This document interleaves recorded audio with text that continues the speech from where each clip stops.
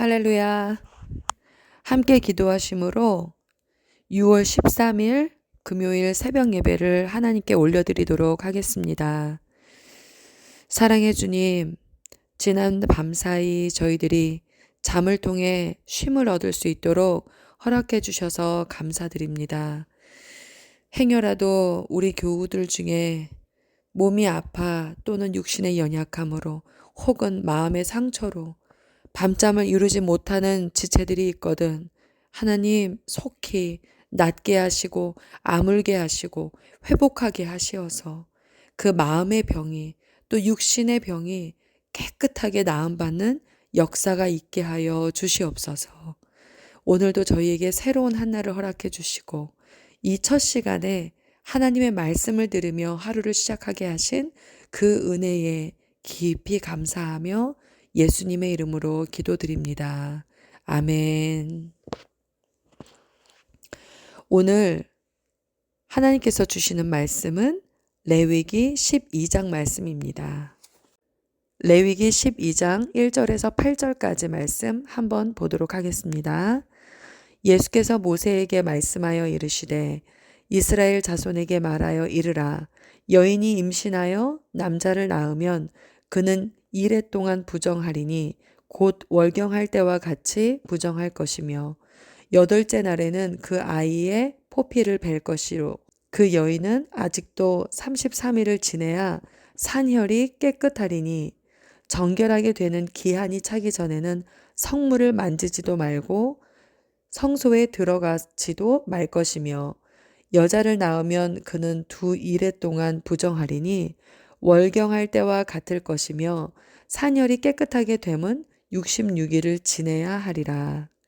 아들이나 딸이나 정결하게 되는 기한이 차면 그 여인은 번제를 위하여 1년 된 어린 양을 가져가고 속죄제를 위하여 잡비둘기 새끼나 산비둘기를 회막문 제사장에게로 가져갈 것이요 제사장은 그것을 여호와 앞에 들여서 그 여인을 위하여 속죄할지니 그리하면 산혈이 깨끗하리라.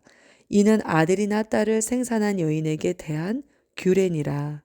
그 여인이 어린 양을 바치기에 힘이 미치지 못하면 산비둘기 2마리나 집비둘기 새끼 2마리를 가져다가 하나는 번제물로 하나는 속죄 제물로 삼을 것이요 제사장은 그를 위하여 속죄할지니 그가 정결하리라. 아멘. 어느 교회에서 중고등부 학생들의 대화가 있었습니다. 고등학생인 여학생과 몇 살 아래인 중학교 남학생. 어느 날 중학교 남학생이 고등학교 누나에게 묻습니다. 누나는 커서 뭐가 되고 싶어요? 난 산부인과 의사가 될 거야. 너는? 나는 목사님이 될 거예요. 아, 그러면 누나가 내 아이를 받아주면 되겠다. 이 둘의 대화는 20년 후에 실제로 이어집니다. 이 남학생은 바로 이선기 목사이고 저 누나는 안양 샘병원의 김연정 과장님이십니다. 안양 샘병원은 기독교 재단 병원이죠. 바로 저의 2 자녀를 받아주신 산부인과 선생님이십니다. 제가 임신한 지 석 달 정도 지나서 기형아 검사를 받기 위해 병원에 갔습니다. 김현정 선생님께서 저에게 묻습니다. 하나님이 주신 아기인데 기형하면 안 나을 거야? 아니요. 네. 네. 어떻게 할까요?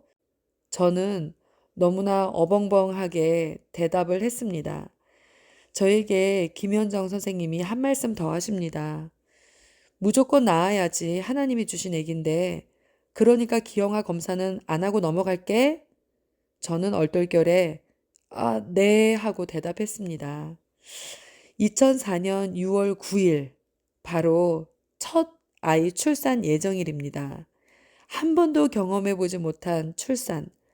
모든 여성들이 그랬겠지만 너무나 기대되고 기쁜 것보다 너무 무서웠습니다. 과연 어떻게 해야 아이가 나오나? 어떻게 힘을 줘야 나오나? 여러 가지 상상이 제 머릿속에 가득 담겨져 있을 때였습니다. 출산 예정일이 지나가고 있는데 아가는 나올 생각을 안 합니다. 꿈쩍도 안 합니다. 아가 몸무게는 벌써 3kg가 훌쩍 넘어가고 있고 배는 점점 더 무거워지고 있습니다. 생전 못 들어본 유도 분만이라는 걸 하자고 선생님이 말씀하십니다. 아가가 더 이상 배 안에서 커지면 안 되기 때문이죠. 출산 유도 주사를 맞고 인위적으로 출산을 하는 것입니다. 와, 주사를 맞은 후에 배가 휘몰아치듯 아프기 시작한데요. 안양 샘병원이 기독교 재단이라 간호사들이 수시로 들어와서 제 손을 잡고 기도를 해줍니다. 아직도 기억나는 찬양. 너는 담장 너머로 뻗은 나무. 이 찬양 있죠?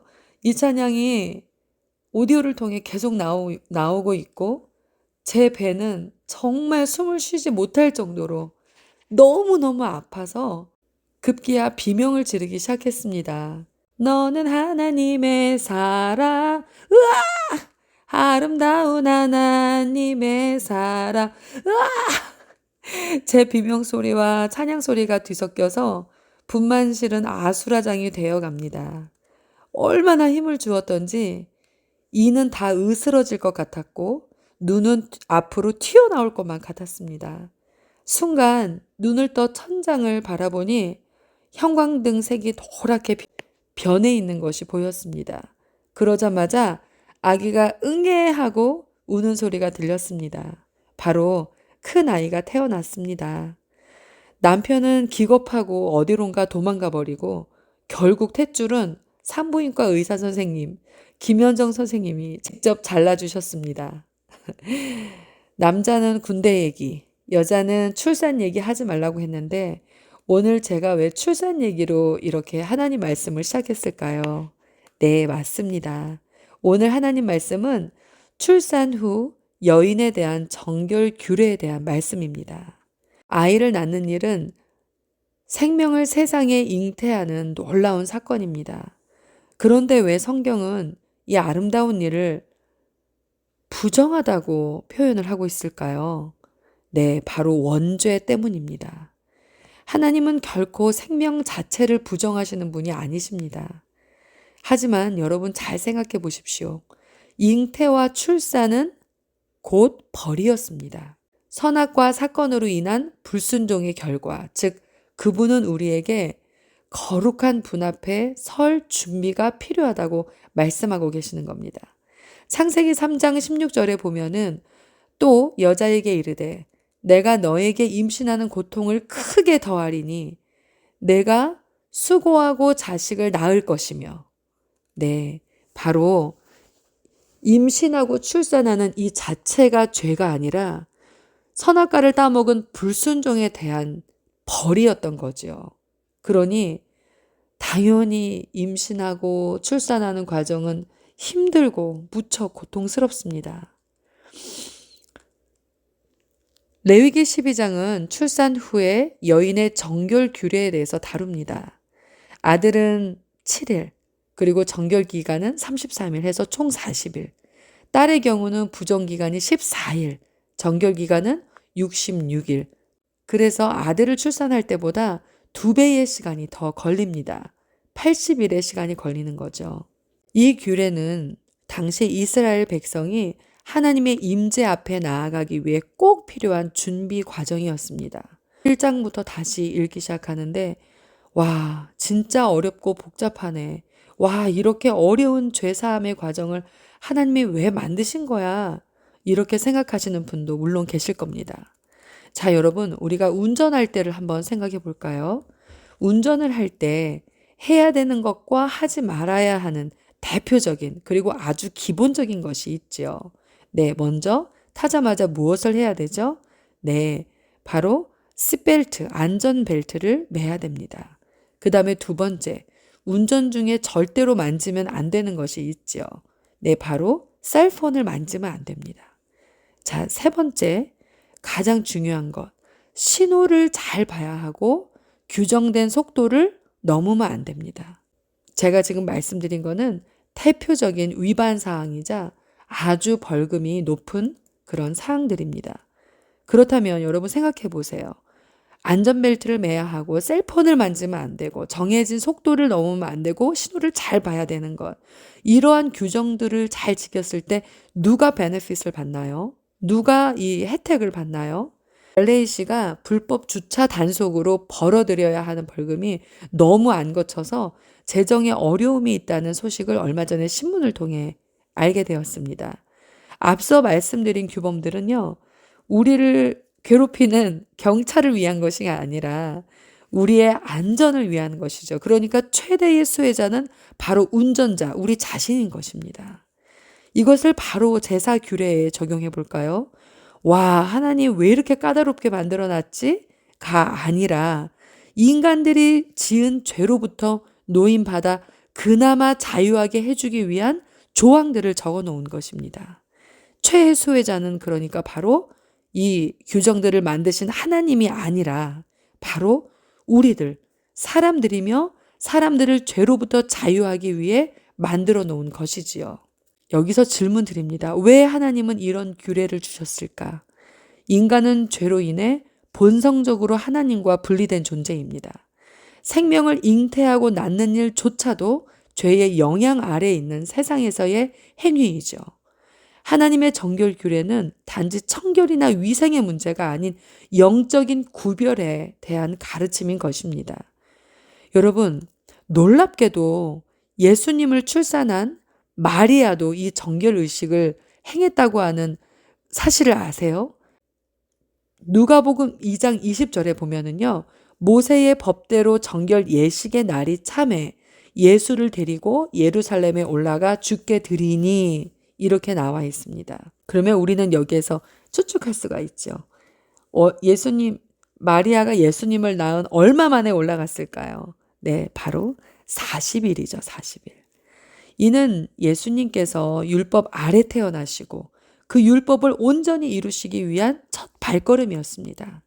이 율법을 만드신 분이 하나님이셨기 때문에 하나님 자신이신 예수님이 이걸 안 지키고 그냥 나는 죄가 없으니 나는 이렇게 안 해도 된다가 아니라 철저하게 당신이 만드신 법을 마지막까지 철저하게 지키신 분이 바로 예수님이라는 사실이죠. 아침에 우리 교회학교 학생들이 교회에 오면 제일 먼저 하는 일이 그날 배워야 되는 말씀에 대한 페이퍼를 가지고 푸는 일입니다. 색칠을 하기도 하고 말씀 단어 맞추기 끼워 넣기도 하고 연결되는 것을 줄로 긋기도 합니다. 먼저 이 과정을 해서 저한테 내야 제출해야 제가 간식을 주거든요. 그러니 아이들에게는 이 간식이 그저 얻어지는 것이 아니죠.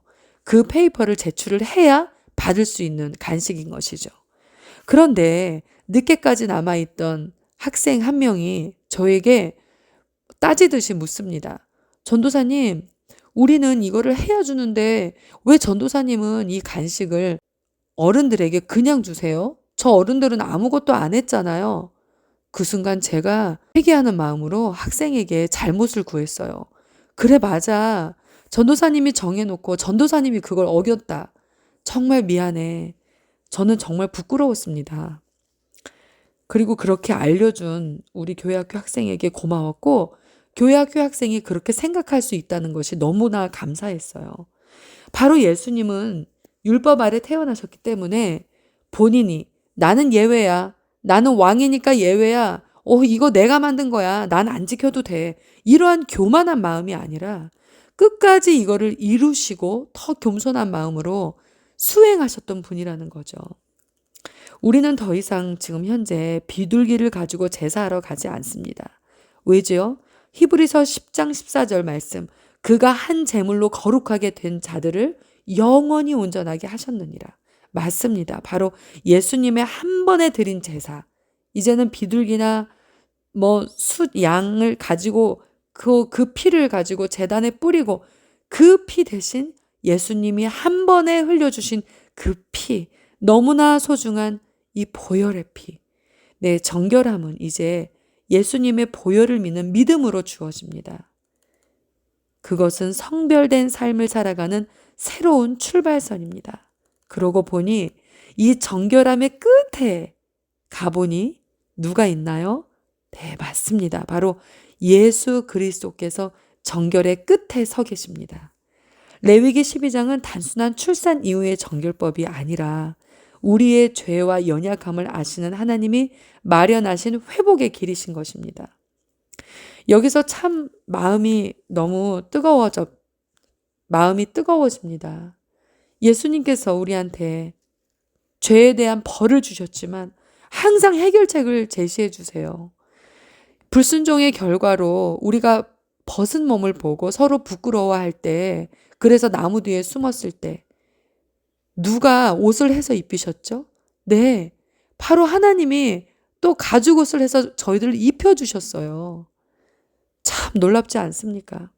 여러분, 인생에서 가장 힘들 때는, 문제 앞에 힘들 때는 해결이 보이지 않을 때입니다. 이 문제 해결책이 도대체 보이지 않을 때 우리는 굉장히 실망하고 낙담합니다. 그런데 하나님께서는 죄에 대한 해결을 너무나 명확하게, 너희들이 돈이 없어? 그러면 집에 집비둘기 가지고 해도 돼. 바로 예수님은 우리가 가지고 나아오는 예물의 가치를 보시는 것이 아니라 그 죄로부터 벗어나고자 또 해결하고자 하는 우리 마음이 담긴 그 예물을 원하신다는 겁니다. 할렐루야. 하나님께 너무나 감사합니다. 오늘도 우리는 예수 그리스도의 피로 깨끗해졌습니다. 그 피는 동물들의, 그 성소에서 뿌렸던 그 동물들의 피가 아니라 너무나 소중한, 우리를 너무나 사랑하셔서 흘리신 피, 우리를 너무나 안타까워서 흘려주신, 마지막까지 한마디 거역하지 않고 한마디 거절하지 않고 물과 피를 끝까지 쏟아주신 그 너무나 소중한 피, 그래서 보혈이라고 부르는 것이고 우리한테는 너무나 소중한 피가 되는 것이죠.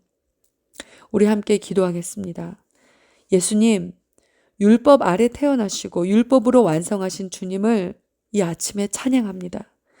우리의 부정함을 아시면서도 그 길을 대신 걸어주신, 우리의 더럽고 추악함을 다 아시면서도 그거를 대신 짊어주신 주님께 감사드립니다. 그리고 오늘도 주님의 보혈로 정결하게 되는 삶을 살게 하시고 내가 거룩하니 너희도 거룩하라라고 하신 그 말씀을 가정에서, 직장에서, 삶의 현장에서, 내 입술에서, 내 행동에서, 내 마음에서 이루어 나가는 오늘 하루가 되게 하여 주시옵소서. 예수님의 이름으로 기도합니다. 아멘. 하늘에 계신 우리 아버지여, 이름이 거룩히 여김을 받으시오며 나라의 임하옵시며 뜻이 하늘에서 이룬 것 같이 땅에서도 이루어지이다.